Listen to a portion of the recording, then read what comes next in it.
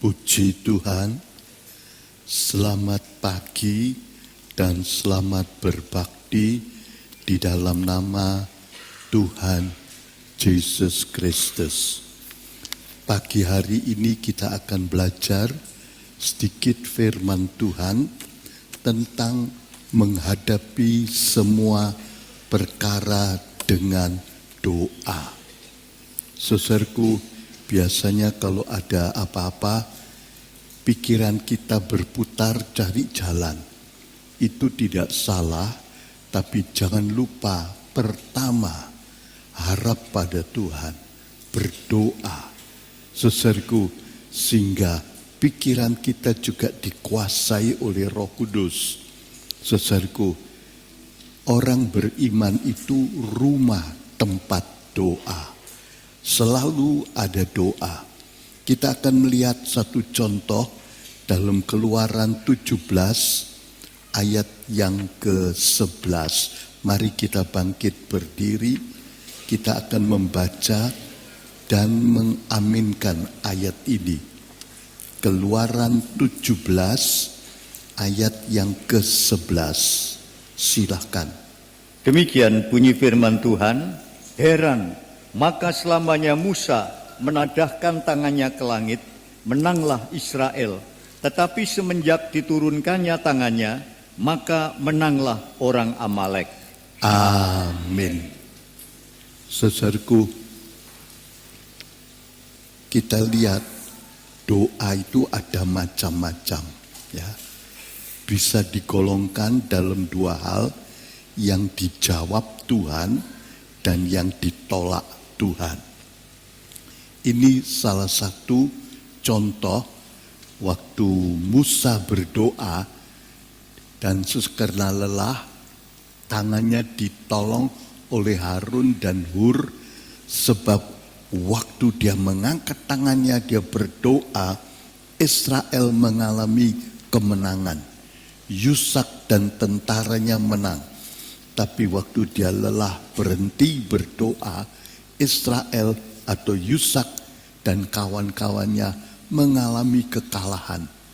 Saudaraku, dari jauh dari puncak bukit itu dia lihat dan Musa makin bergairah, tapi kekuatannya kurang, dibantu oleh Hur dan Harun.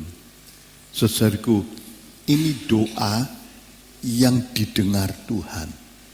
Amalek itu satu bangsa, kadang-kadang kita dengar perompak, saudaraku. Jadi hidupnya, nafkahnya dari perang merampas siapa saja yang bisa didapatkan. Waktu Israel keluar dan dia datang untuk mengalahkan dan merampasinya. Ini orang yang sudah ahli, sudah rutin berperang. Israel itu budak-budak yang tidak pernah berperang, tidak pernah dilatih, dan tiba-tiba mereka harus menghadapinya. Saudaraku, tapi Musa sembahyang dan mereka mendapatkan kemenangan yang luar biasa. Saudaraku, contoh yang kedua, doa yang ditolak Tuhan, itu doa orang Farisi. Saudaraku, ini orang yang rohani kelihatannya, punya jubah doa. Saudaraku, dan dia menunjukkan segala kelebihannya. Saudaraku, sebab itu dia berdoa dengan bangga, dia merendahkan pemungut cukai ini, tapi doanya tidak didengar. Pemungut cukai ini yang bertobat, saudaraku, sekalipun asalnya orang berdosa, didengar Tuhan. Jadi ada doa yang tidak didengar. Apalagi kalau ada problem berat, jalan buntu, kita sembahyang, tidak didengar Tuhan. Saudaraku, itu betul-betul menyedihkan. Seperti Israel, waktu mereka menyerang Kanaan, saudaraku, di dalam Ulangan pasal 1 ayat 40 sampai 45, Saudaraku, mereka serang. Musa bilang jangan, Tuhan tidak mengendaki. Tapi mereka berapi-api, bergairah, bersemangat pergi.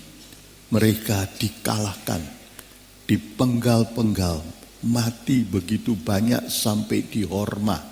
Saudaraku, sebab mereka kelihatannya sudah mengaku salahnya dan mereka mau bergairah tapi tidak mau taat.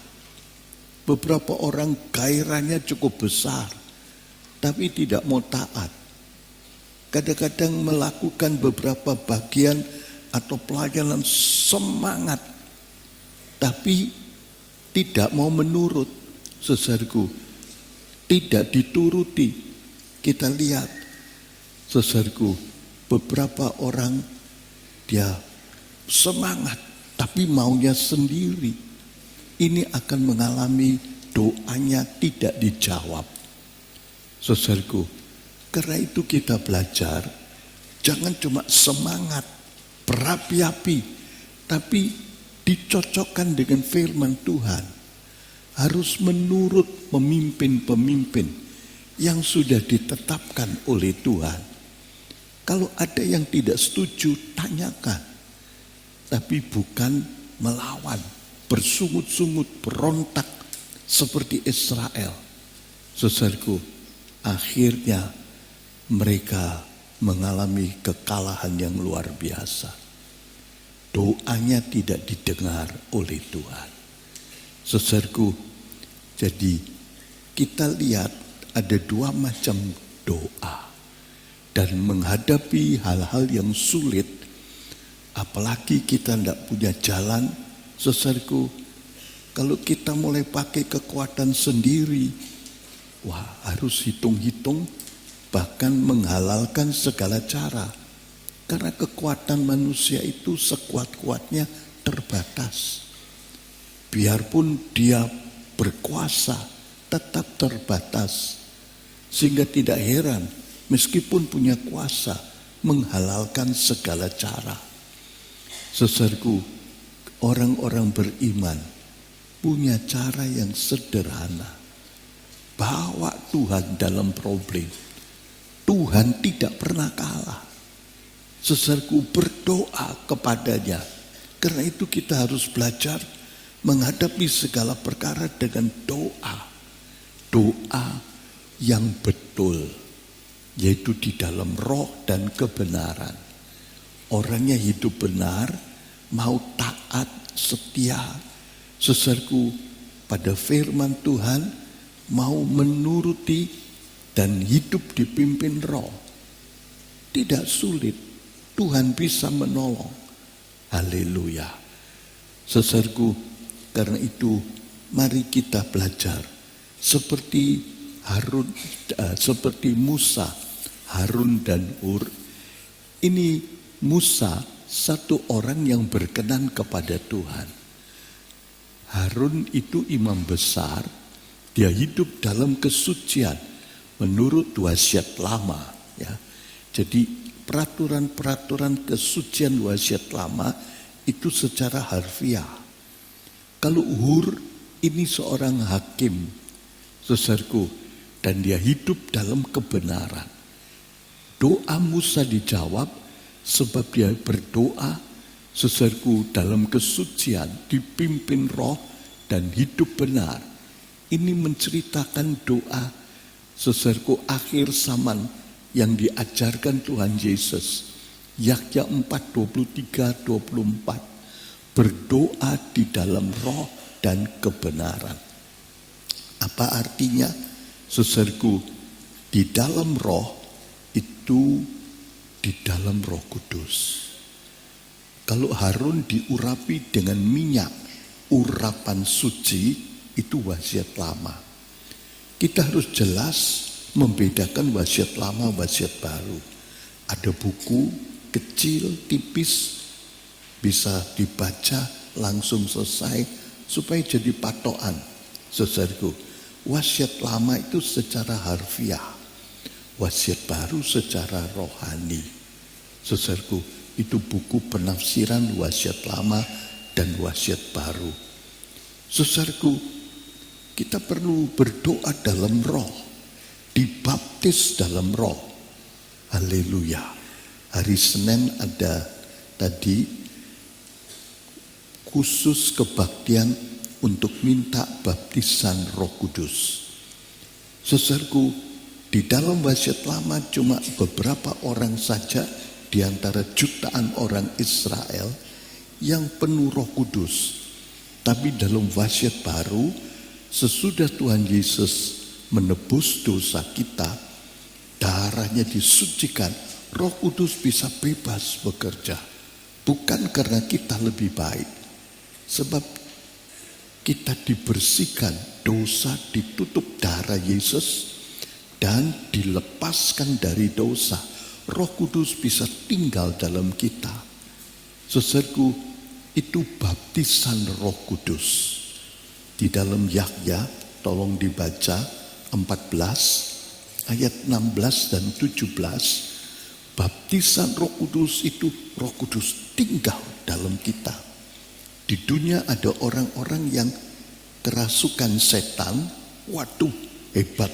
Itu modelnya seperti setan. Ya, mungkin 20% seperti setan.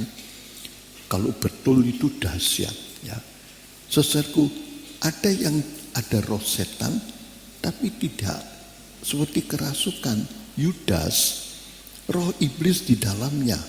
Waktu dia malam perjamuan, tapi dia tenang.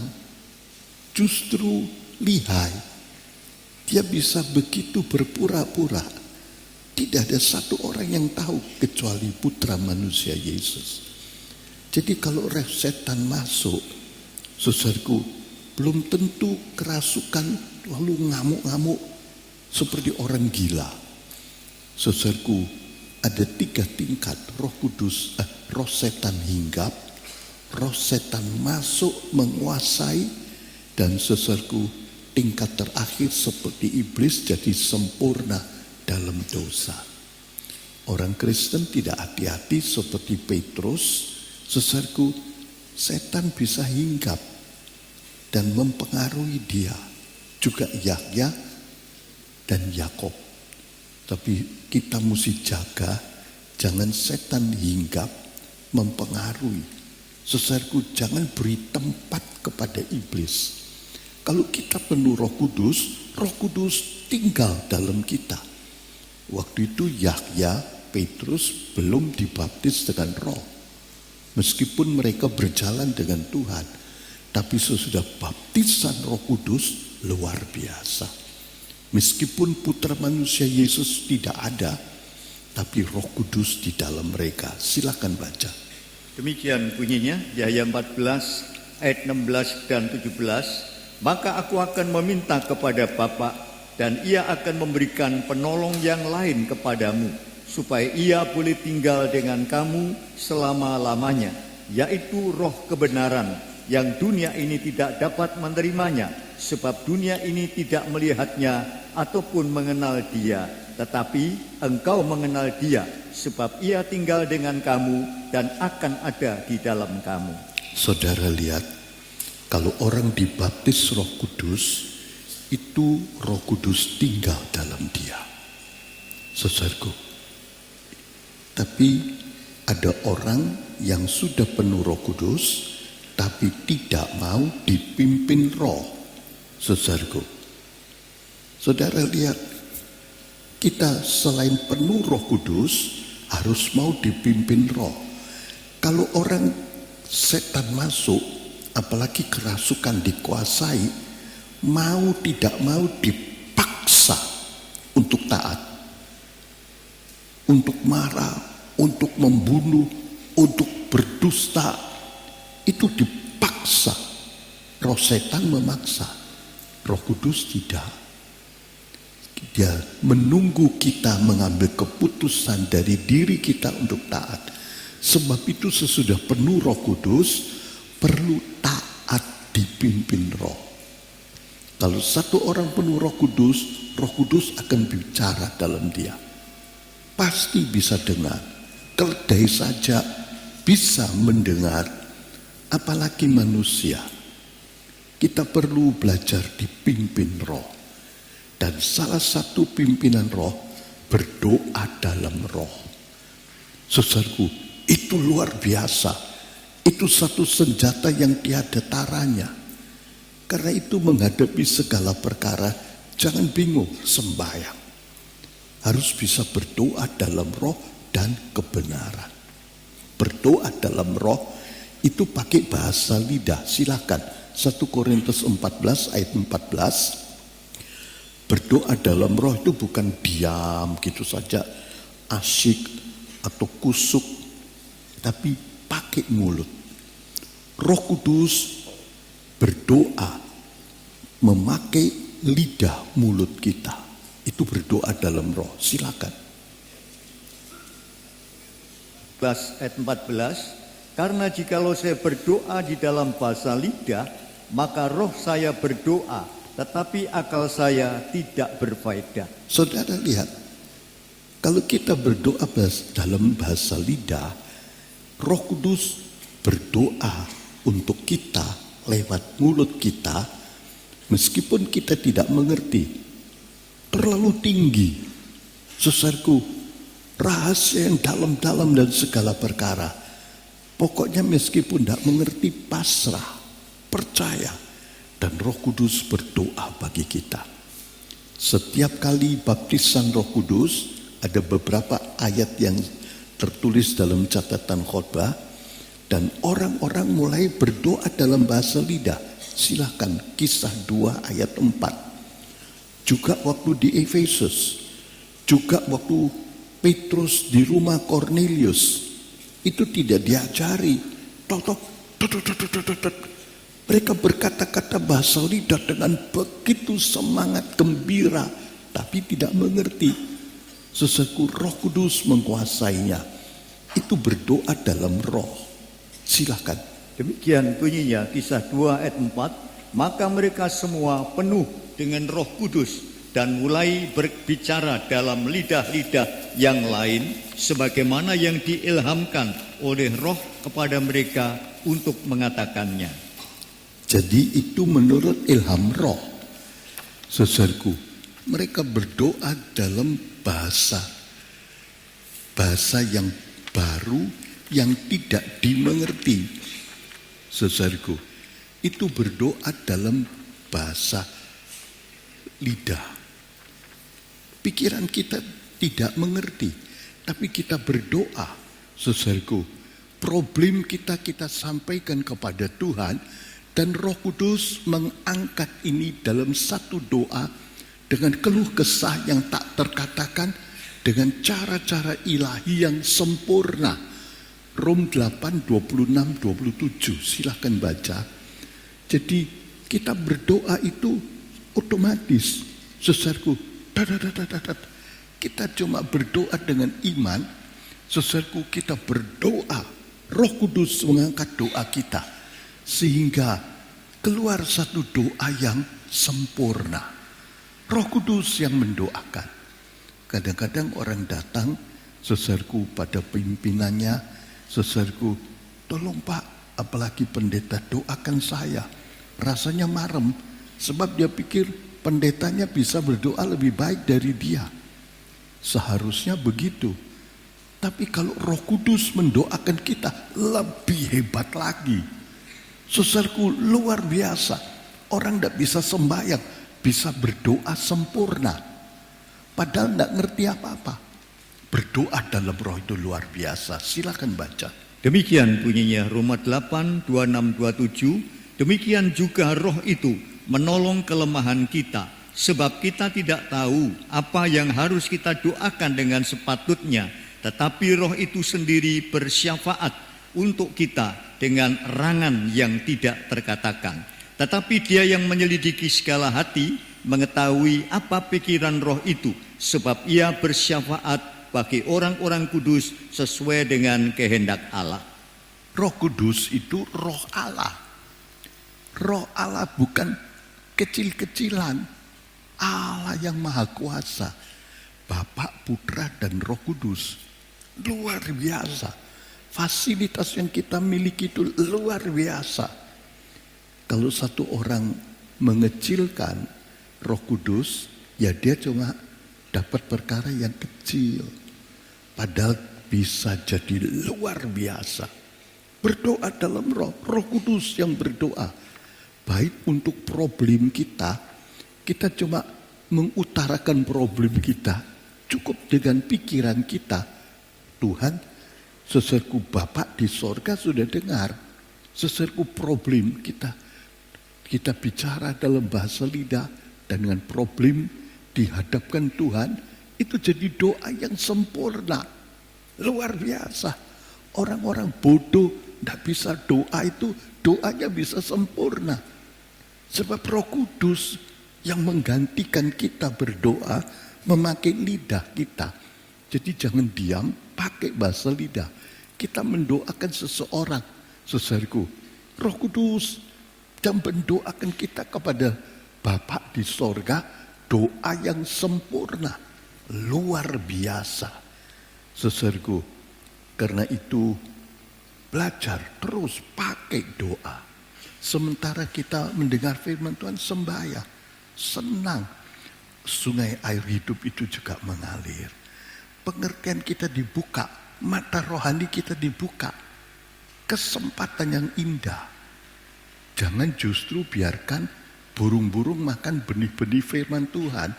Sambil dengar firman Tuhan buka HP, itu beri tempat pada setan. Kalau mau beri tempat pada setan, ya tidak bisa apa-apa. Sudah ditegur beberapa banyak hamba-hamba Tuhan dibagi untuk ngawasi, lihat, bantu, tolong. Saudaraku, kadang-kadang dinasehati, kadang-kadang sulit. Saudaraku, kalau tidak mau, ya beri tempat kepada setan.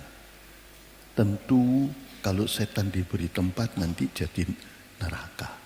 Suasana neraka yang kecil sampai yang dahsyat. Tapi kalau kita dipimpin Roh, berdoa dalam bahasa lidah, luar biasa. Oh haleluya. Dan dalam kebenaran. Doa dalam Roh tidak boleh dalam dosa, dalam kebenaran. Bukan dengan pikiran salah atau dosa. Kalau ada dosa, Roh Kudus tidak mau bekerja. Allah itu kudus, semuanya harus dengan kudus. Hidup benar. Doa orang benar itu besar kuasanya. Meskipun dalam wasiat lama, Roh Kudus hampir-hampir tidak ada di orang-orang Israel, cuma imam, nabi, saudaraku seperti Musa, pemimpin. Cuma beberapa orang saja. Tapi sekarang begitu limpah. Sebab Tuhan akan menyelesaikan rencananya. Tidak mungkin tanpa Roh Kudus, saudaraku. Tapi kita tetap harus hidup benar. Saudaraku, jangan seperti orang Israel. Semangat, ngotot, saudaraku, tapi tidak menurut, akhirnya mengalami kekalahan yang besar. Saudaraku, jadi kita lihat doa dalam roh dan kebenaran itu seperti Musa, Harun dan Hur, tapi yang tidak hidup benar seperti Israel yang naik ke Kanaan tapi kalah besar sampai di Horma. Saudaraku, oleh sebab itu jangan berdoa dengan dosa atau dosa abu-abu, begitu, kelabu. Kadang-kadang saudaraku, orang cuma ya suam, saudaraku, pegel, tidak senang. Itu sudah, itu tempat abu-abu. Kalau saya kasih nama abu-abu, orang tidak mengira, dikira tidak apa-apa, saudaraku. Tapi itu tempatnya iblis sudah bekerja. Nanti dosa abu-abu akan cepat jadi dosa hitam yang makin ganas. Setan tidak pernah nganggur, saudaraku. Dia akan terus bekerja. Hati-hati, saudaraku. Apalagi makan perjamuan suci, jangan simpan dosa. orang suam itu diludahkan Tuhan keluar. Meskipun masih setia ke gereja, tapi setia ke gereja, hatinya bercabang juga dalam perkara-perkara dosa dan dunia. Orang seperti ini doanya tidak didengar oleh Tuhan. Saudaraku, seperti Israel bersungut-sungut melawan Tuhan, waktu datang kesukaran dia berdoa, tidak didengar. Saudaraku, why? Kalau orang Kristen doanya tidak didengar, habis. Seolah-olah tidak ada artinya. Tapi itu bukan kesalahan Tuhan. Itu kesalahan kita sendiri. Kita mesti belajar berdoa dalam roh dan kebenaran mulai sekarang. Jangan nunggu problem berat, bahaya besar, jalan buntu, baru mau berdoa puasa. Saudaraku, nanti ngawur saudaraku, sebab tidak mengerti kebenaran. Belajar berdoa dengan betul dalam roh dan kebenaran. Penuh Roh Kudus itu luar biasa. Sangat murah sehingga seringkali diabaikan dan diremehkan, dihinakan. Saudaraku, tidak bayar sama sekali dan tidak pantas. Roh Allah yang maha besar, yang suci tinggal dalam kita. Kadang-kadang kita lihat di koran, presiden datang, orang ingin jabatan tangan saja, waduh sudah senang. Apalagi kalau bisa foto bersama, itu bisa dibesarkan. Oh, saya foto dengan Bapak Presiden. Baik, saudaraku. Tapi, saudaraku, itu jarang. Apalagi kita mau foto dengan orang-orang internasional. Tuhan mau. Bukan cuma di foto, dia tinggal dalam kita. Jangan direndahkan, jangan diabaikan. Taati suaranya dan hidup dalam kesucian. Belajar berdoa dalam roh dan kebenaran. Saudaraku, mulai sekarang. Haleluya. Sehingga waktu kesukaran datang, kita sudah siap. Kita sudah punya doa yang betul. Saudaraku, dan kita akan mengalami kemenangan yang besar. Kuasa doa itu akan nyata. Seperti Musa berdoa, menang terus, menang terus, menang terus. Tapi Israel biarpun semangatnya mengebu-ngebu, mati bukan main banyaknya. Juga waktu perang lawan Filistin, saudaraku, dalam 1 Samuel 4, saudaraku 5 di sekitar itu, kalah besar. Biarpun bawa tabut, Hofni Pinehas ikut, saudaraku. Tapi hidupnya tidak benar. Sudah ke gereja, tapi hidupnya dalam dosa. Saudaraku, dan tidak dijawab Tuhan. Apalagi dalam kesukaran. Why? Dalam bahaya, tidak tertolong, bahkan jadi korban. Saudaraku, Tuhan suruh kita berdoa dengan betul mulai sekarang. Oh haleluya. Orang beriman itu harus jadi rumah doa, bukan gua penyamut. Saudaraku, kalau satu orang bersungut-sungut nuruti dosa, biarpun dalam hati, di hadapan Tuhan sudah jadi gua penyamun. Harusnya kita jadi rumah doa. Tolong dibaca Matius 21 ayat 13. Demikian bunyinya. Matius 21 ayat yang ke-13.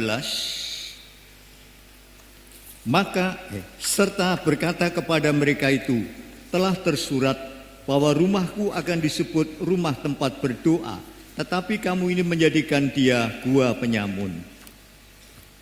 Saudara lihat, seharusnya kita itu jadi rumah doa, bukan gua penyamun. Saudaraku, rumah doa ada Tuhan di tengah-tengahnya. Haleluya.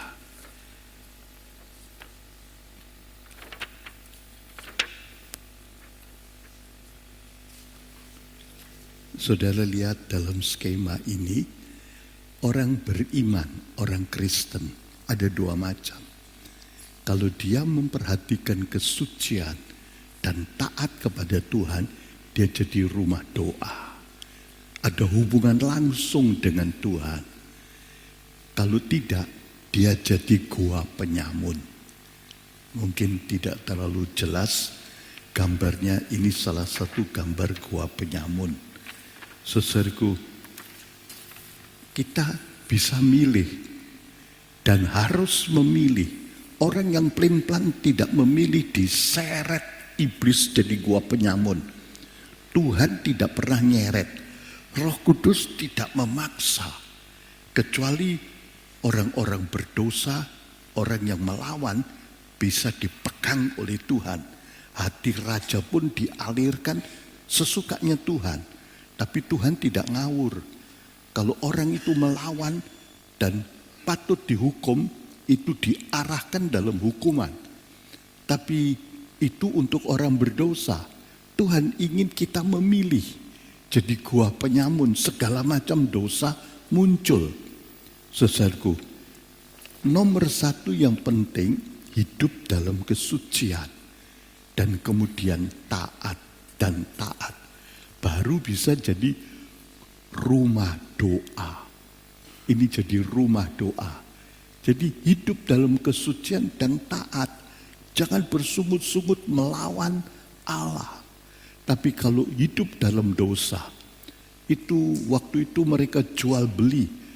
Orang Kristen bukan tidak boleh jual beli, tapi penuh dengan percintaan uang. Saudaraku, perkara-perkara dunia, saudaraku, bercabang. Jadi gua penyamun. Kita harus memelihara hidup kita menjadi rumah doa. Oh haleluya. Mulai sekarang supaya menghadapi apa saja, kecil besar, tetap harap Tuhan.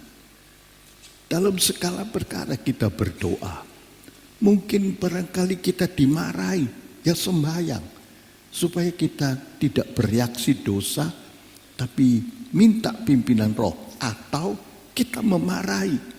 Jangan jadi marah manusia yang tidak berkenan kepada Tuhan. Jangan sampai jadi emosi. Tapi tanya sama Tuhan.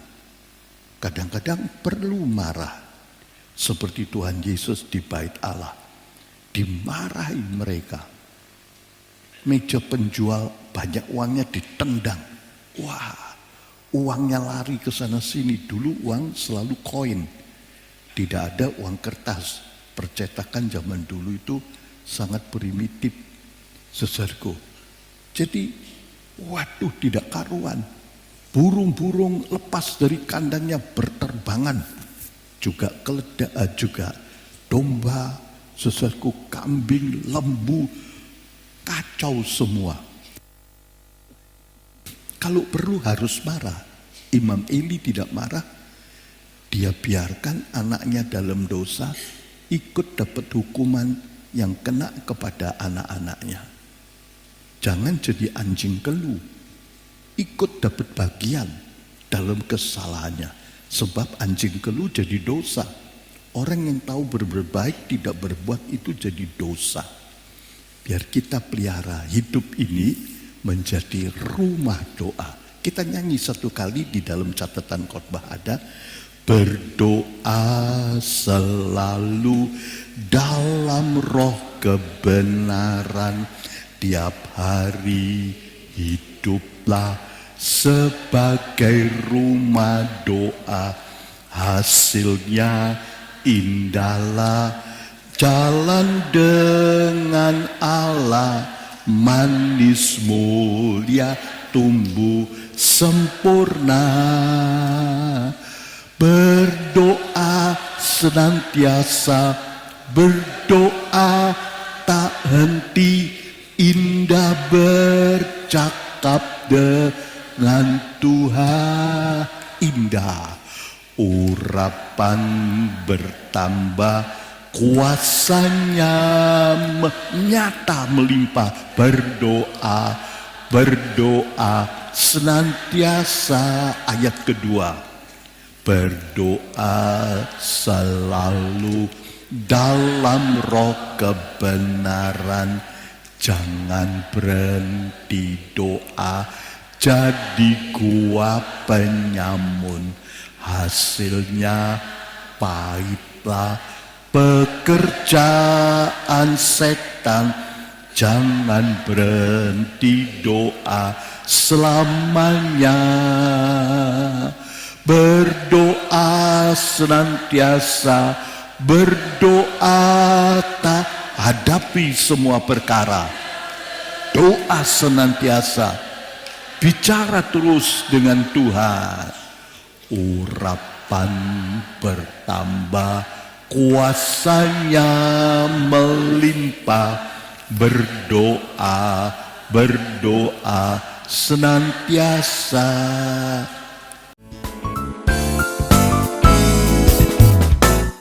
Apa doa itu? Saudaraku, doa itu hubungan dengan Tuhan. Saudaraku, kita mesti lekat dengan Tuhan. 1 Korintus 6:17. Seperti ranting di dalam pokok. Itu hubungannya erat dan indah.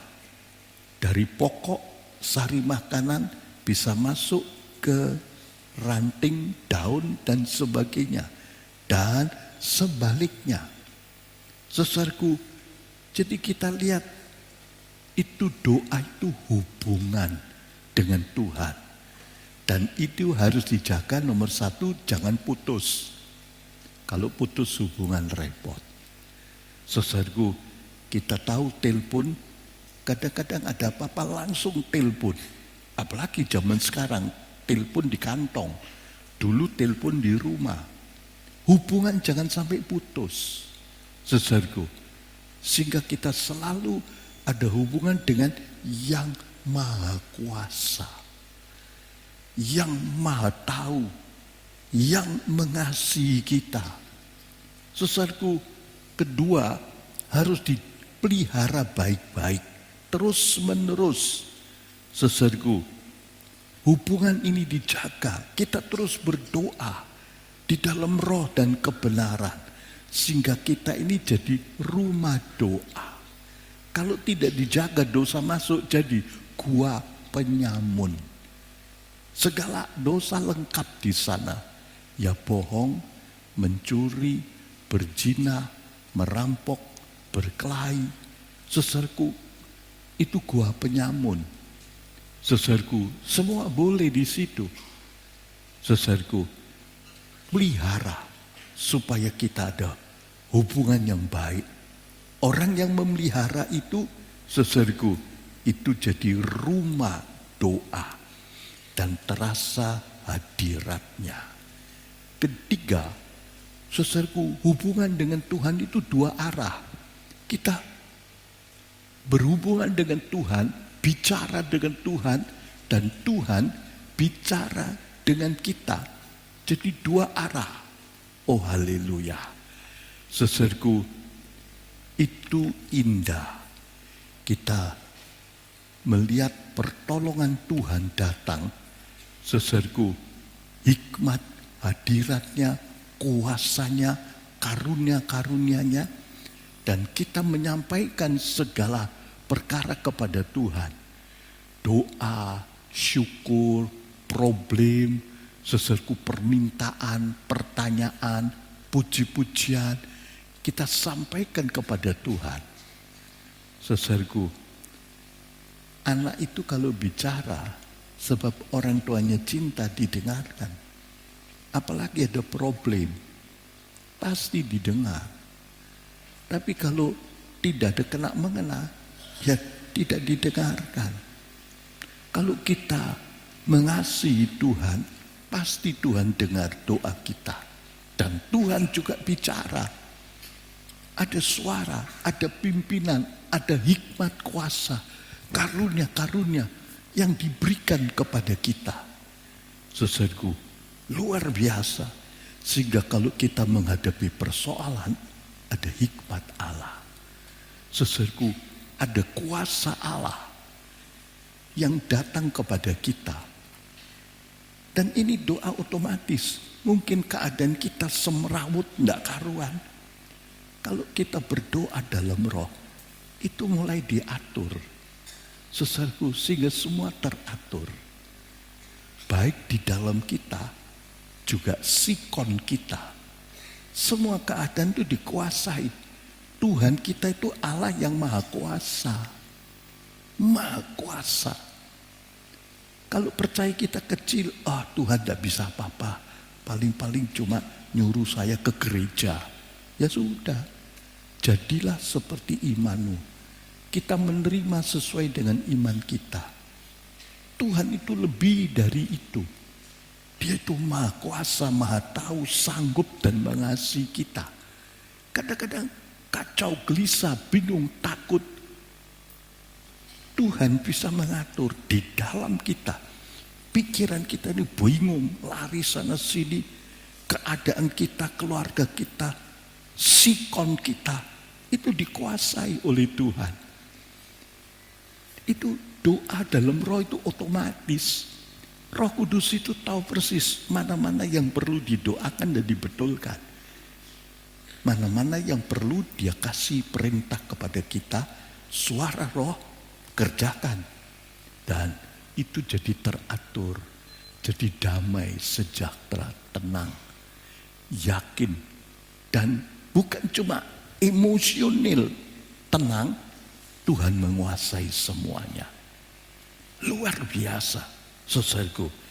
Sebab itu kalau ada persoalan apapun, berdoa. Belajar berdoa dalam roh dan kebenaran. Jangan tunggu kalau sudah terjepit sembahyang. Semua orang terjepit sembahyang, tapi belum tentu semua didengar. Kadang-kadang yang sungguh-sungguh bertobat, Tuhan dengar. Yunus di perut ikan kejepit. Pengharapannya 0,01%. Tapi dia betul-betul bertobat. Ampun Tuhan. Ditolong oleh Tuhan. Mujizat terjadi. Dari dalam perut ikan sampai mendarat di daratan. Di Niniwe. Hebat. Saudaraku, Tuhan akan kasih hikmat. Tuhan akan beri kuasa. Dan kalau kita nuruti pimpinan hikmat Tuhan, jadi luar biasa. Saudaraku, hadapi semua. Kadang-kadang kita tidak mengerti hikmat Tuhan. Tapi itu luar biasa. Saudaraku, seperti waktu Israel keluar dari Mesir, Musa memimpin mereka ke tepi laut, skakmat. Dikejar Firaun tentaranya 600 rata perang. Saudaraku, mereka marah. Dibawa ke jalan buntu. Menurut akal, ternyata itu hikmat Tuhan. Untuk melepaskan Israel dan untuk membinasakan musuhnya. Saudara lihat, Tuhan bekerja, laut terbuka, Israel menyeberang. Kaget-kaget mereka. Loh. Ini seperti mimpi. Jalan di dasar laut. Seperti Petrus keluar dari penjara dikira mimpi. Kalau kita bisa dengar suara Tuhan, rumah doa, dengar dan taat, hikmat Tuhan akan menyelesaikan segala percobaan. Baik yang tadi minta tolong menjual rumah, coba tanya Tuhan, apa rencana Allah? Saudaraku, baik dalam sakit, baik dalam problem, baik belum ketemu jodohnya, baik di sekolah menghadapi ujian, di pekerjaan, baik problem jasmani dan problem rohani, bahkan problem yang menimpa semua orang. Saudaraku, minta hikmat Tuhan. Tuhan kasih hikmat. Ini Israel bisa tembus luar biasa. Bahkan musuhnya juga ikut menyertai dan habis semua. Kemenangan Israel 100%. Padahal mereka tidak perang sama sekali. Saudaraku, minta hikmat Tuhan dan kuasa Tuhan. Oh haleluya. Kalau kita berdoa kepada Tuhan, dua arah, kita sampaikan permohonan kita, saudaraku. Dan Tuhan memberi hikmat dan kuasanya. Kita menghadapi orang sembahyang. Mungkin menghadapi siapa saja, lebih rendah atau lebih tinggi kedudukannya. Orang baik atau orang jahat. Saudaraku, sembahyang. Berdoa dalam roh kebenaran. Tuhan akan menggarap orang itu. Yakub menghadapi Esau tidak berdaya. Tuhan jamah. Esau datang dengan 400 orang bersenjata untuk menghadapi Yakub sendirian. Tentu juga ada anaknya waktu itu, tapi pasti menang. Pasti habis Yakub. Tuhan rubah hatinya dan Esau berubah. Saudaraku, juga sikon kita itu berubah. Tuhan bisa menjamah. Petrus dalam penjara, Paulus di dalam kapal karam juga di penjara. Sikon itu dijamah, selesai. Saudaraku, tidak pakai apa-apa.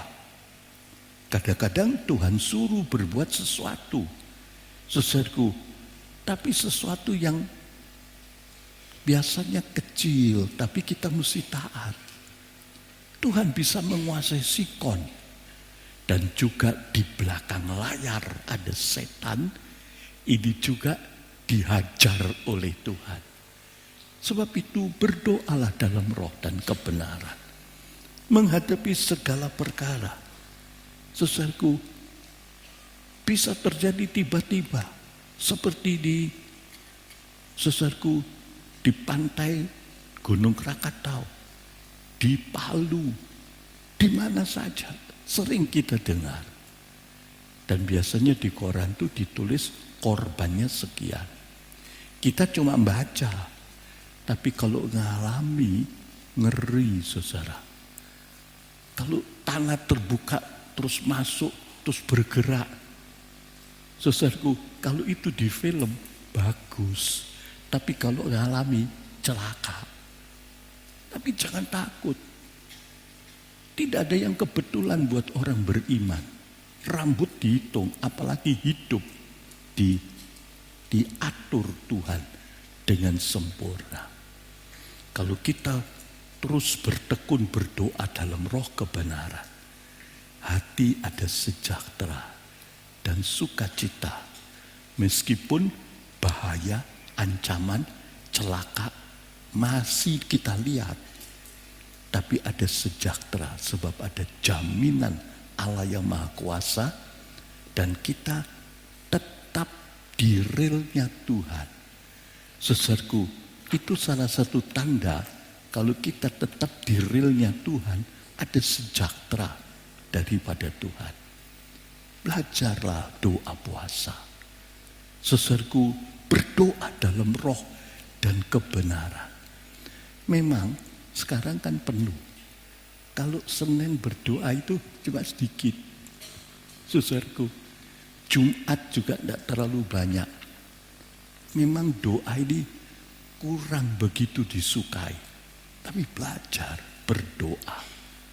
Saudaraku, kita lihat ini cuma gambar. Yang datang itu sedikit sekali.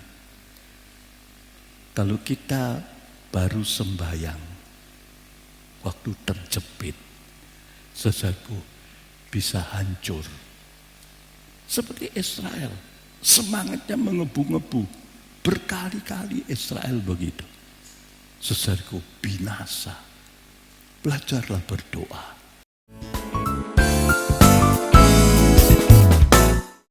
Ada 3 macam doa, doa pribadi. Itu kita harus belajar, doa dalam bilik. Saudaraku, kalau bisa ikut regu doa, kita itu diatur, ditertibkan. Jadi dapat kertas, tiap hari dicawang. Jam doanya sudah dikerjakan. Kalau terpaksa tidak bisa, ganti hari itu. Saudaraku, berdoa pribadi. Saudaraku, juga berdoa bersama-sama di gereja, sekeluarga, belajar berdoa. Kalau 2-3 orang berhimpun dalam namaku sembahyang, doanya dijawab. Tentu berhimpun sehati dalam kesucian. Jangan berhimpun sehati ngerasani. Saudaraku, kadang-kadang di PS berhimpun ngerasani. Ya setan yang bekerja. Di mana ada dosa itu pintu masuk setan, atau setan sudah punya pos di dalamnya. Efesus 4:27, jangan beri tempat kepada iblis. Tapi kalau kita berdoa bersama, luar biasa. Kekuatan akan naik lipat kali ganda. Imamat 26:8. Kita disempurnakan dalam satu persekutuan. Kalau kita berdoa bisa bersekutu, bekerja sama dalam tubuh Kristus. Kristus jadi kepala. Di dunia ini bukan Kristus, tidak kelihatan. Pemimpin-pemimpin jadi kepala. Tunduklah dan taatlah pada pemimpinmu. Kita jadi luar biasa. Harus belajar tunduk. Ayat terakhir dari Hakim-Hakim 21 ayat 25. Tidak ada raja, tidak ada pemimpin. Masing-masing berjalan semaunya sendiri. Timbul dosa yang kecil-kecil. Perbuatan yang kecil-kecil. Ada orang Lewi punya gondek, itu sudah salah. Saudaraku, tapi kecilnya bukan main. Saya tidak ceritakan panjang lebar, ngeri. Seperti orang tidak punya peri kemanusiaan. Saudaraku, cuma punya gondek senang-senang, tapi sedikit pun tidak ada peri kemanusiaan.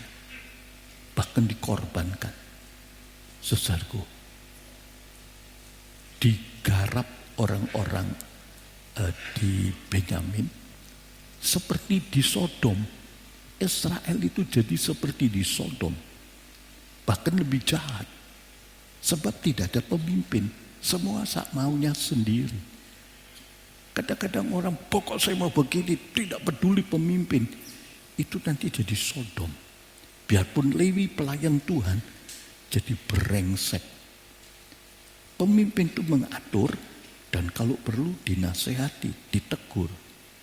Bukan anjing kelu, saudaraku. Rusak itu. Saudaraku, pernah kita pelajari hal ini, tapi kita mesti belajar bersekutu. Orang bisa bersekutu itu tujuannya jadi betul. Disempurnakan dalam satu persekutuan. Kita jalan di rel Tuhan. Ada yang salah bilang, itu tidak betul. Oh iya, dikuatkan, ditolong, nasihat, menasehati. Saudaraku, sehingga kita jadi satu. Hari Kamis yang akan datang ini, waktu ada Bamak dan sudah diumumkan, seluruh Indonesia berdoalah bersama-sama. Kamis itu hari libur. Kali ini jangan jalan-jalan, rekreasi, sembahyang. Kalau sekarang rekreasi, besoknya jadi hancur, ya buat apa? Kita tidak tahu hari-hari yang akan datang. Saudara, biar kita belajar. Tanggal 7 hari Kamis berdoa, baik di rumah atau di PS masing-masing kelompok kecil. Berdoa buat bangsa dan negara kita. Ini nanti hari Kamis. Saudaraku, seluruh Indonesia, saya tidak mendapat pengumumannya, hanya dengar di Bamak. Kita perlu bersehati. Apalagi sama-sama kejepit. Saudaraku, berdoa bersama. Saudaraku, kita akan mendapat hasil kemenangan yang besar. Memang kita tidak tahu. Kalau Tuhan sudah lebih dekat, ya dosa kejahatan akan meningkat. Tapi berdoalah. Dan ketiga, berdoa senantiasa. Jangan berhenti, without ceasing, tanpa berhenti. Doa senantiasa. Saudaraku, sehingga kita selalu disiapkan. Saudaraku, bagaimana berdoa senantiasa? Kita bisa meningkatkan jam-jam doa kita. Di mana saja, dalam hal apa saja, kapan saja. Saudaraku, banyak di antara kita yang sadar dan merasa masih kurang jam doa. Sudah ikut tergu doa masih kurang. Sudah ikut beson di gereja, di PS masih kurang. Berdoalah di mana saja, istimewa di jalan. Itu kesempatan berdoa banyak. Tiap hari pulang pergi kerja itu kadang-kadang setengah jam, kadang-kadang sampai 1,5 jam. Saya lihat kalau luar kota itu, waktu hari kerja, dari luar tuh profit begitu banyak mobil masuk untuk kerja. Dari tempat yang jauh-jauh datang untuk nafkah. Pulang pergi itu bisa 1 jam, 2 jam sembahyang. Juga ke gereja. Biasanya hari Minggu pagi itu sepi, lebih enak, saudaraku. Kalau Rebo memang penuh, tapi penuh kesempatan berdoa. Bukan cuma di jalan, diesel, doa sepanjang jalan. Juga dalam segala perkara yang lain, mana yang bisa doa-doa. Mungkin sambil cuci-cuci kan tidak perlu dipikir terus, saudaraku. Waktu memeras, sembahyang. Tambah jam sembahyang. Mungkin sambil ngechat, mungkin sambil geraji. Memang kalau sambil belajar, konsentrasi di pelajaran. Tapi sebentar-sebentar kita bilang, tolong Tuhan, ini kok sulit Tuhan. Omong-omong terus dengan Tuhan. Saudaraku, kalau kita mengerjakan sesuatu oke, dan diteruskan, sembahyang. Kalau goreng ya sembahyang. Saudaraku, mungkin goreng tempe atau empal kan sudah diapakan bumbu terus digoreng, sreng, sambil berdoa, nambah jam doa, sehingga pengurapan makin limpah. Bahkan kita bisa sampai pada tingkatan-tingkatan yang mendekati pengurapan tanpa batas.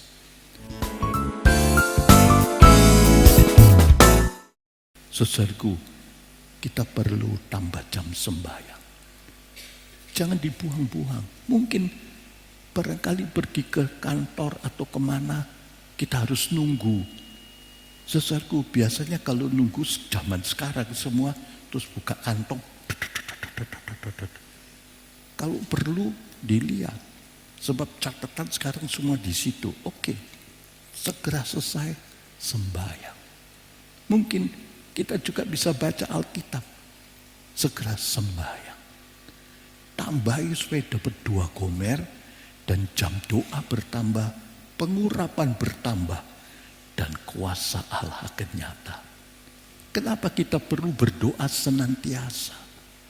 Supaya kita jadi liga bis, 5 gadis bijak. Itu yang nanti selamat, mulia. Jangan jadi liga bo, tidak punya cadangan minyak. Tapi liga bis itu terus bisa menyala. Di dalam Sakaria pasal 4 ayat 2 sampai dan 12, saudaraku, di situ ada pohon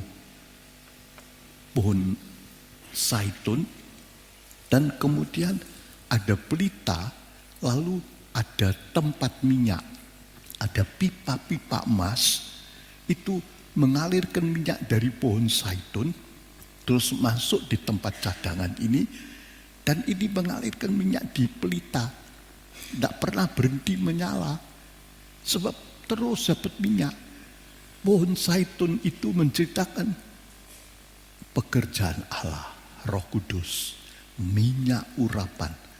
Tuhan tidak pernah kehabisan stok, asal kita punya tempat persediaan dan pelita. Saudaraku, ini pipa-pipa ini doa senantiasa, emas di dalam roh dan kebenaran, sehingga terus ada minyak. Sewaktu-waktu ada apa-apa, kita sudah kuat. sewaktu-waktu. Biasanya kita tidak mengerti apa yang akan terjadi. Banyak peramal-peramal, tapi itu kira-kira. Saudaraku, kita tidak tahu, tapi Roh Kudus tahu komplit apa yang akan terjadi, dan Roh Kudus bisa mengatur yang terbaik jalan keluar. Dan kita diberi perintah dan pimpinan asal menurut aman. Sebab itu terus berdoa. Roh Kudus tahu yang akan datang. Dia bisa mengerti, saudaraku, dan kita disiapkan. Kadang-kadang kita tidak merasa tidak disiapkan, tapi kalau ada Roh Kudus jangan takut. Dia akan atur dengan baik. Oh haleluya. Karena itu jangan berhenti berdoa. Rencana iblis dan kaki tangannya itu jahat, saudaraku. Tiba-tiba bisa muncul, apalagi di akhir zaman. Dosa kejahatan itu akan meningkat, saudaraku. Lebih-lebih waktu mendekati pengangkatan. Kita tidak tahu kapan, tapi kira-kira 10-20 tahun lagi masih mungkin terjadi pengangkatan. Bahkan mungkin 5 tahun, kita tidak tahu. Kita cuma lihat tanda-tanda zaman. Hari sudah larut malam, dosa kejahatan sudah meningkat. Tapi tanda-tanda persis kita tunggu, saudaraku, supaya jangan sampai terlambat. Bersedialah, saudaraku, kita tidak tahu apa yang akan datang, saudara. Tapi akan muncul perkara-perkara yang jahat. Dosa itu akan meningkat sampai puncaknya. Itu jadi antikris itu 100% seperti iblis. Sekarang belum, ada yang 10, 20, 30% seperti iblis.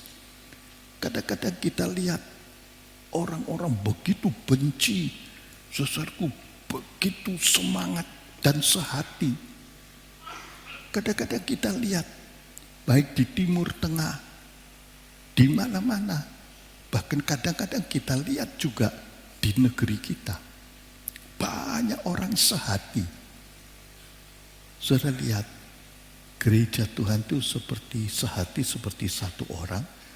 Tapi juga Alkitab bilang, antikris dan kawan-kawannya itu sehati seperti satu orang. Itu ditulis dalam Yeremia. Seperti satu orang. Begitu banyak. Wah, yel-yel setuju. Kadang-kadang mukanya begitu ganas, begitu memancarkan penuh kebencian. Memang benci itu bagiannya setan. Kalau orang-orang dalam Tuhan, ada belas kasihan, ada kasih, ada sukacita. Kadang-kadang begitu jahat, benci, ya, timbul orang-orang yang seperti setan, yaitu kira-kira 10% seperti setan. Itu sudah dahsyat, apalagi kalau 30%, apalagi kalau 100% seperti iblis. Sudah tidak ada peri kemanusiaannya, keji, jahat, kejam, penipu, tapi lihai.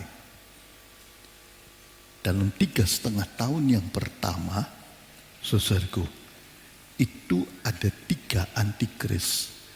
Dunia dikuasai oleh 3 orang yang jahatnya, dahsyatnya 100% seperti iblis. Dahsyat, itu namanya antikristus. Siapa Kristus? Termasuk tubuh Kristus kita. Jadi ini antikristus. Saudara lihat, dahsyat. Itu 100% seperti iblis yang menguasai seluruh dunia. Sekarang sudah mulai banyak yang 10% aja. Wah, mukanya begitu memancarkan penuh kebencian. Dan sehati, sama-sama diajar sehati. Saudaraku, saudara lihat. Kalau kita tidak belajar doa di dalam roh dan kebenaran, mana tahan? Mana bisa menghadapi seperti ini? Dan itu puncaknya di minggu ke-70 di sini. Di sini dahsyat. Dan dalam zaman antikris itu luar biasa. 3,5 tahun pertama mereka begitu keji tapi tetap kalah sama Allah di dalam gerejanya. Tuhan kita lebih dari semuanya. Gereja tidak akan kalah.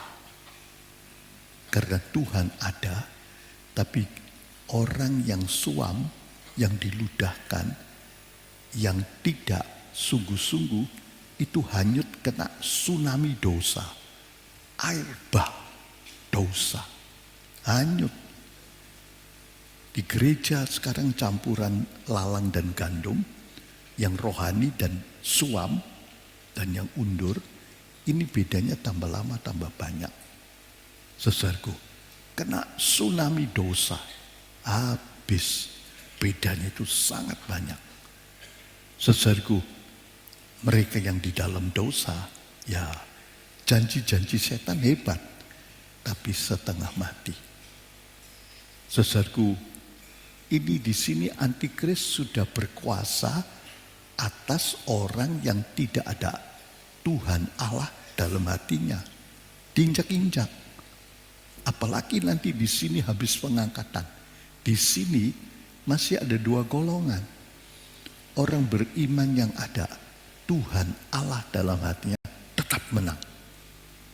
Bahkan tidak ada satu yang mati. Justru masuk dalam zaman keemasan gereja. Luar biasa, mukjizat, pembukaan firman Tuhan, kuasa Tuhan. Saudaraku, luar biasa. Tapi di luar dahsyat, ujiannya juga dahsyat. Untuk jadi sempurna itu tentu ujiannya juga berat. Ujian SMA sama SD ya berat SMA, apalagi S1, S2. Itu ujian begitu dahsyat di seluruh dunia, kena setiap orang. Wahyu 3 ayat 10. Tapi yang lulus itu ikut dalam saudaraku golongan pengangkatan. Yang menang, kamu semua tidak ada yang mati. Itu mereka yang bersedia mulai sekarang. Pasti datang ujian itu. Api itu akan menyala di seluruh dunia. Baptisan api itu Golgota, ujian akhir. Betapa senang hatiku jikalau api itu sudah menyala. Sebab itu berarti minggu ke-70 Daniel mulai dan tidak lama lagi terjadi pengangkatan. Waktu itu luar biasa, zaman keemasan gereja buat yang bersedia. Sukacita, urapan, persiapan, perlengkapan yang Tuhan beri. Juga pelayanan orang sempurna. Gereja disempurnakan. Sesuatu timbul 144.000 orang sempurna di seluruh dunia. Satu Tuhan Yesus saja di Kanaan luar biasa. Apalagi 144.000, bayangkan saudara. Satu saja di Kanaan itu sudah hebatnya bukan main. Padahal Tuhan bilang, Yahya 14 ayat 12, kamu akan berbuat lebih dari apa yang aku perbuat. Itu janji Tuhan.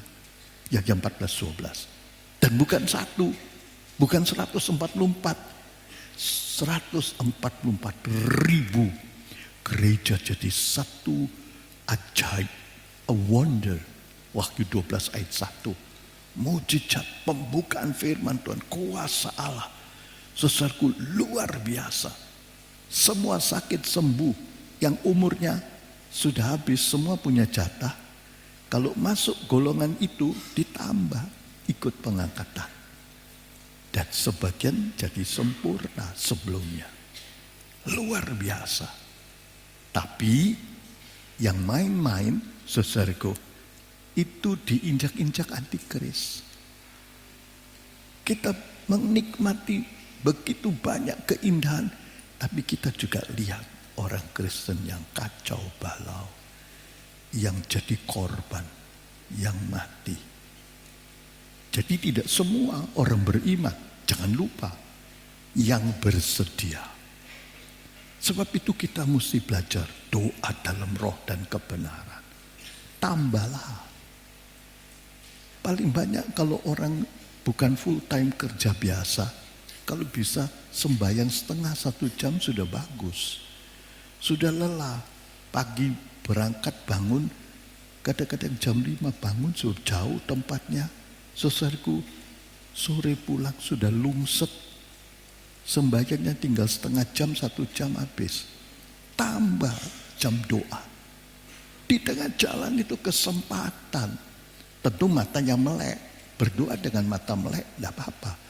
Doa itu bukan modelnya mata melek, mulutnya komat kamit, keluar syair-syair yang indah. Bukan.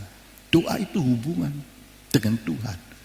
Kalau kita hidup benar taat, ada hubungan yang baik. Biarpun melek, tentu doa dengan Tuhan tidak bisa dicampur dengan sambil dusta, sambil main-main dengan perempuan lain atau laki-laki lain, sambil ngerasani. Tidak bisa. Itu doanya Farisi, isi neraka. Saudaraku, dan kita mengalami keadaan yang amat indah. Oleh sebab itu saudaraku, belajar berdoa di dalam roh dan kebenaran. Saudaraku, sebab kita menghadapi luar biasa. Dosa itu terus meningkat dan kejahatan. Makin banyak orang yang jahat seperti iblis. Mungkin cuma 10%, 5% itu sudah dahsyat. Orang yang jahatnya seperti iblis 5-10% itu sudah mengerikan saudara. Nekat, ngotot, melotot matanya, penuh kebencian. Apalagi yang 100% seperti iblis, nanti minggu ke-70 banyak. Dan penguasa dunia antikris, antinya Kristus, termasuk tubuh Kristus, itu 100% seperti iblis. Dahsyat. Lebih-lebih yang masuk dalam zaman aniaya. Seperti ini saudaraku. Di sini iblis menyiksakan seperti di neraka. Jadi orang yang ketinggalan itu akan merasakan neraka di bumi. Neraka dalam tubuh. Saudaraku, tapi orang yang bersedia, saudaraku, dia akan merasakan sorga di dalam tubuh, dalam dunia. Saudaraku, 3,5 tahun itu zaman keemasan luar biasa. Saudaraku, sukacita, pengurapan, urapan. Saudaraku, fasilitas akhir zaman lengkap. Seperti sorga dalam tubuh. Ini 3,5 tahun pertama pengangkatan, lalu disambung sorga di sorga. Dan terus fase-fasenya meningkat, makin indah untuk kekal. Tapi yang ketinggalan masuk dalam aniaya yang belum pernah ada. Sebab iblis sendiri yang ngerjakan. Iblis dan antikris. Orang-orang yang 100% seperti iblis itu banyak nanti. Dahsyat. Masih dalam tubuh tapi seperti sudah di neraka. Lebih hebat dari di neraka. Saudaraku. Tapi kalau kita berdoa, bisa berdoa puasa. Kalau perlu puasa mungkin kita tidak bisa terus-menerus. Kalau perlu puasa, perkara ini tidak bisa dibuang kecuali dengan doa dan puasa. Matius 17:21. Tuhan sanggup melepaskan kita. Kalau kita hubungannya baik dengan Tuhan, apapun yang terjadi di sekitar kita, Tuhan sanggup menjaga, melindungi. Sekalipun 1.000 jatuh di kiri, 10.000 di sebelah kanan, itu ngeri saudara. Saya kira waktu di Palu, itu beritanya sampai seluruh dunia. Saudaraku, bahkan bantuannya dari seluruh dunia. Itu mungkin belum 1.000 di kiri, 10.000 di kanan. Saudara lihat, banyak korban.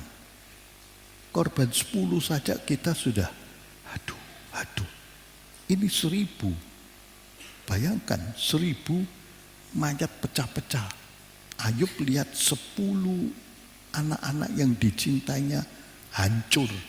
Kejatuhan zaman dulu itu balok-balok dari kayu besar. Kalau kena ya hancur kepalanya, badannya, tubuhnya, ususnya keluar macam-macam. Wah, ngeri. 10. Ini 1.000. Satunya 10.000 di kanan. Ini saat yang amat sangat dahsyat. Tapi itu tidak sampai kepadamu. Sebab aman dalam perlindungan Tuhan. Bahkan kita ditinggikan dan dipermuliakan Tuhan. Mazmur 91 ayat 14-15 minggu lalu kita belajar. Saudara lihat, luar biasa. Kalau kita ada hubungan baik dengan Tuhan, doa puasa, doa terus, doa dalam roh dan kebenaran. Saudaraku, kadang-kadang kita tidak sadar. Seperti peristiwa yang terjadi waktu Daud main kecapi untuk Saul yang ingar-bingar diganggu setan. Tahu-tahu si Saul mengambil salah satu tombaknya, dilempar di dekat dia. Saudaraku, lari sampai 2 kali. Saudaraku, 2 kali. Tidak sadar. Main kecapi. Saudaraku, waduh. Itu tidak kena sebab Tuhan yang jaga. Rambut di kepala aja dihitung, apalagi nyawa. 1 Samuel 2 ayat 6. Sebab itu kita perlu jalan dengan Tuhan. Kita tidak tahu apa yang terjadi. Tiba-tiba seperti ini. Saudaraku, bahkan lebih dahsyat. 1.000, 10.000 di kiri kanan. Waktu Daud menghadapi Goliat, dia dengar suara Tuhan. Semua orang Israel tidak ada yang berani, termasuk rajanya, panglimanya. Tapi Daud menurut pimpinan Tuhan. Banyak bahaya yang dialami. Dikejar-kejar, mau dibunuh berkali-kali. Saudaraku, sekali masuk goa, lalu Saul dengan 3.000 tentaranya siap di mukanya. Dia tidak tahu Daud di goa sebelah dalam. Biasanya goa itu ada akhirnya. Saudaraku, kalau masih tidak ada akhirnya, ya lari Daud dari lubang satunya. Tapi tidak ada lubang, ya tetap tinggal. Apalagi kalau batuk, kan kedengaran. Loh, kok ada orang batuk? Saudaraku, repot-repot ditinggal keluar, diambilkan kayu, dibakar saja, asapnya masuk, mati semua. Saudaraku, itu Daud dengan beberapa, tidak banyak orang-orang yang beserta dia. Saudaraku, waduh, gedak-geduk hatinya. Tapi dibalik, justru Daud yang bisa membunuh. Tapi Daud tidak membunuh Saul. Saul berusaha berkali-kali membunuh Daud, belasan kali. Ini ada beberapa yang ditulis, belasan kali dia berusaha mau membunuh Daud. Tapi yang mati bukan Daud, dia sendiri yang mati. Bahkan dia membunuh dirinya sendiri. Jangan takut, Tuhan sanggup menolong kita. Juga Abraham, juga Petrus, juga Daniel, juga Paulus. Tuhan sanggup melepaskan, bahkan kita ditinggikan dan dipermuliakan. Saudaraku, kita masuk dalam zaman keemasan, tapi jangan lupa, tidak semua orang Kristen. Ada jalan sempit, jalan lebar. Sebagian jadi korban. Saudaraku, jangan kecil hati. Tapi bersedialah. Bersedialah. Saudaraku, Tuhan akan menolong. Saudara lihat, saudaraku, kalau kalau dalam hujan awal, sebagian mati syahid itu diizinkan Tuhan. Tapi di akhir zaman lain. Mereka murid rasul-rasul semua mati syahid kecuali Yahya. Yahya juga mati dalam hukuman di Pulau Patmos. Tapi yang lain dahsyat, ada yang digergaji. Saudaraku, menurut sejarah Petrus disalib terbalik. Itu jadi bonus. Saudaraku, mereka yang setia dan tidak bersungut-sungut mati karena Kristus, itu bonus mungkin jadi sempurna. 11 rasul itu dan beberapa yang lain. Saudaraku, sebab hujan awal tidak ada fasilitas yang lengkap seperti hujan akhir. Firman Tuhan belum ditulis perjanjian baru. Ada kuasa, ada urapan semua, tapi terbatas. Jadi dapat bonus, betul mati syahid, tapi mungkin mereka jadi sempurna. Kita masih perlu cari ayatnya atau nanti tanya kalau ketemu. Dalam pelayanan orang sempurna. Tapi akhir zaman Tuhan beri perlengkapan lengkap. Firman Tuhan terbuka, urapannya luar biasa. Kita bisa berdoa di dalam roh dan kebenaran. Firman Tuhan itu 2 gomer. Asal mau banyak. Kita mau tambah lagi, lewat HP saja saudara bisa ratusan. Belajar terus, buku ada. Tidak mengerti, tanya. Kita sharing, kita bertanya. Supaya betul-betul 2 gomer. Saudaraku, pengurapan yang limpah seperti Liga Base. Dan 7 KPR lainnya. Saudaraku, Tuhan memberi perlengkapan yang limpah. Sehingga Tuhan bilang, kamu semua tidak akan mati. Saudara lihat, luar biasa. Bersedialah. Tidak rugi kalau kita mau bersedia. Gemuruh suara-suara dosa kejahatan yang meningkat itu sudah kedengaran sayup-sayup di mana-mana. Jangan sampai terlambat, bersedialah. Saudaraku, jangan terlambat. Kita sekarang ini harus di jalur yang betul. Sebab satu kali tidak bisa pindah jalur.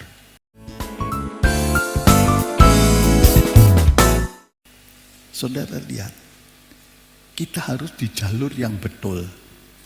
Jalur ke sorga, bukan ke neraka. Ini satu gereja, saudara. Satu gereja. Sekarang masih bisa bolak-balik, tapi satu saat tidak bisa pindah-pindah lagi. Saudaraku, ini lebih jelas. Saudaraku, sekarang harus di tempat yang betul. Dalam kesucian. Dipimpin roh. 7 KPR. 2 gomer. Bisa berdoa dalam roh dan kebenaran. Kalau sekarang tidak di jalur yang betul, waktu masuk minggu ke-70 Daniel, tidak ada kesempatan lagi. Saudaraku, 7 minggu ke-70 Daniel, tidak lama. Di tengah-tengahnya 3,5 tahun terjadi pengangkatan. Ini namanya masa hukuman rumah Allah. Dalam rumah Allah kadang-kadang ngeri kita lihat banyak orang jadi korban.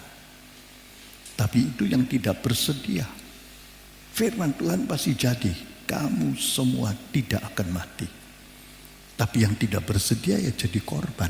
Dan tidak bisa pindah jalur, sulit. Coba dibaca 1 Petrus 4 ayat 17-18. Itu berlaku di permulaan di sini. 1 Petrus 4, 17-18. Coba saudara perhatikan. Ayat-ayatnya semua ada di rumah di Mama Biak. Dipelajari lagi. Tidak ngerti, tanya pada pimpinan PS atau seksinya. Tanya di gereja. Ada 20 hamba-hamba Tuhan di sini. Saudara bisa tanya salah satu yang full time. Petugas gereja pun juga ngerti. Kira-kira hampir 50 orang tiap hari ada di sini. Coba baca 1 Petrus 4, 17, 18. Demikian bunyinya, sebab pada waktu itu hukuman akan dimulai dari rumah Allah. Dan jika pertama-tama dimulai dari kita, apakah kesudahannya dengan mereka yang tidak taat kepada Injil Allah? Dan jika orang benar hampir-hampir tidak selamat, apakah kelak jadinya orang-orang fasik dan orang-orang berdosa itu? Saudara lihat kalau sudah masuk minggu ke-70 Daniel, orang benar pun susah selamat. Apa kalau kita benar susah selamat? Tidak. Itu orang benar seperti Lot, tidak bersedia. Ke gereja, pelayanan, mungkin jadi hamba Tuhan, tapi tidak bersedia. Tuhan yang tahu, dan mereka susah selamat seperti Lot. Itu orang benar. 2 Petrus 2 ayat 8. Abraham sudah berdoa syafaat, sudah lepas sampai 2 kali lepas, tapi tidak selamat. Sudah 2 kali lepas dengan mujizat dari api, dari tawanan, balik itu ajaib, tetap binasa. Orang benar tapi tidak mau bersedia, bercabang hatinya suap, susah selamat. Sudah susah pindah jalur. Apalagi orang yang tidak bertobat, mundur, sudah tidak bisa selamat, sudah tidak bisa pindah jalur. Sulit, saudaraku. Orang benar seperti Lut yang tidak bertobat, susah. Hampir-hampir tidak ada yang selamat. Apalagi yang undur. Saudaraku, saudara lihat, bersedialah sekarang. Yang undur, saudaraku, sekalipun diberitahu, ini sudah dekat, tidak percaya, malah mengolok-olok. Ada macam-macam ayatnya. Sudah menikmati anggur lama, nikmat kesukaan dosa yang sesaat, tidak mau pikul salib, hidup dalam kesucian. Terseret arus dosa, dan dia tidak menunggu Tuhan bagi-bagi firman, makanan, berkelahi, berpihak-pihak, ngerasani, memfitnah. Saudaraku, itu yang disebut dalam Matius, saudaraku, 24. Saudara, ayat 48 dan 49. Kalau sekarang bersedia, kita akan masuk zaman emas gereja. Saudaraku, luar biasa dalam zaman keemasan gereja. Tetapi yang tidak bersedia akan mati dalam dosa, celaka. Kalau toh masih hidup, tidak ikut pengangkatan tapi ketinggalan. Saudaraku, saudara lihat, kalau kita tidak bersedia, dahsyat, saudaraku. Sekarang ini zamannya peperangan, daging dan roh, gelap dan terang. 3 antikris dengan gereja. Saudaraku, kurang jelas. Ini putih lawan hitam. Tapi nanti dalam 3,5 kedua, itu bukan medan perang, ladang pembantaian. Belum pernah ada seperti neraka. Saudaraku, dahsyat. Itu neraka di bumi. Tapi orang-orang yang bersedia akan mengalami kemenangan, sorga di bumi, lalu sorga di atas. Bersedialah. Kalau tidak, berat, tidak ada yang tahan. Yang ketinggalan, saudaraku, waktu pengangkatan pasti tersentak, kaget-kaget, pasti tahu. Sebab pengangkatan itu khas, tanda-tandanya jelas, saudaraku. Kita sudah lihat banyak contoh, saudaraku. Tahu-tahu hilang, ya. Mungkin seperti ini, mana ada orang seperti ini? Di seluruh dunia tidak ada, tahu-tahu, loh, Masa enggak ngerti? Ngerti. Saudaraku, banyak contoh-contoh, tidak saya tunjukkan semua. Saudaraku, seperti ini. Loh, tato hilang. Dia datang menasehati, tato hilang. Semua sadar. Ada suami, istrinya sudah ajak, dia tidak mau bertobat. Kasihani, jangan dimusuhi. Kalau ketinggalan seperti ini, pasti ngerti. Pintunya masih digembok, kok hilang orangnya, bajunya lengkap. Apalagi anak-anak yang tidak mau nurut. Berapa banyak anak ditaburi di HP terus. Orang tuanya tenang-tenang saja. Nanti kehilangan buat selamanya. Saudaraku, ada banyak. Dan akhirnya, saudaraku, pasti gereja jadi ramai, saudaraku. Sembahyang ngotot. Nah, ini dia. Mungkin beberapa hamba Tuhannya juga masuk dalam neraka di dunia. Dahsyat. Kalau sekarang tidak mau bersedia, itu akibatnya. Saudaraku, sekarang harus bersedia. Kalau sekarang bersedia, sukacita. Hidup dalam kesucian itu indah. Sungai air hidup, pengurapan, kesukaan Tuhan, berkat jasmani rohani. Saudaraku, sekarang bersedia. Sorga di bumi dan terus di sorga. Yang tidak bersedia, neraka di bumi. Saudaraku, yang tidak bertobat, neraka kekal. Yang bertobat, ngeri. Saudaraku, mereka harus merasakan neraka di dunia.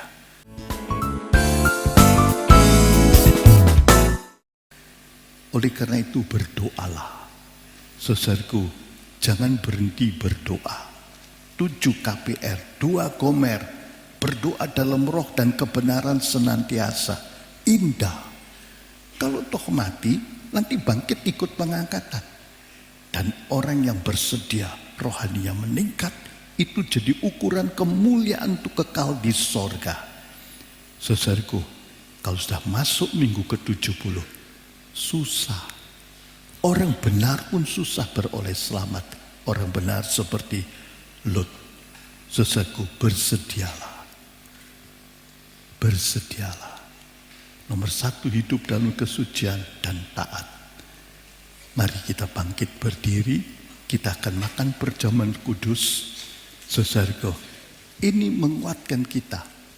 Salah satu tanda masuk minggu ke-70, perjamuan suci setiap hari. Baik di gereja, baik di rumah. Itu salah satu tanda.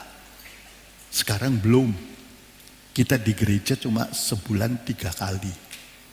Itu pun selalu diingatkan. Jangan makan perjamuan suci dengan dosa. Bukan jadi berkat, tapi jadi laknat. Berjaga-jagalah. Berdoalah senantiasa. Berdoa selalu dalam roh kebenaran. Tiap hari hiduplah sebagai rumah doa. Hasilnya indahlah jalan dengan Allah. Manis mulia tumbuh sempurna. Jangan berhenti berdoa. Berdoa senantiasa. Berdoa tak henti. Indah bercakap dengan Tuhan. Haleluya. Urapan bertambah jam doa. Urya lama-lama sikap. Berdoa senantiasa. Ayat kedua, jangan jadi gua penyamun. Selalu dalam roh kebenaran. Jangan berhenti doa. Jadi kuat. Sama-sama di gereja. nasib berbeda. Pekerjaan setan, jangan berhenti doa selamanya. Berdoa senantiasa dalam roh dan kebenaran. Berdoa tak henti, indah bercakap dengan Tuhan. Shikira lama lama lama lama. Kapan bertambah kuasanya melimpah. Berdoa, berdoa senantiasa.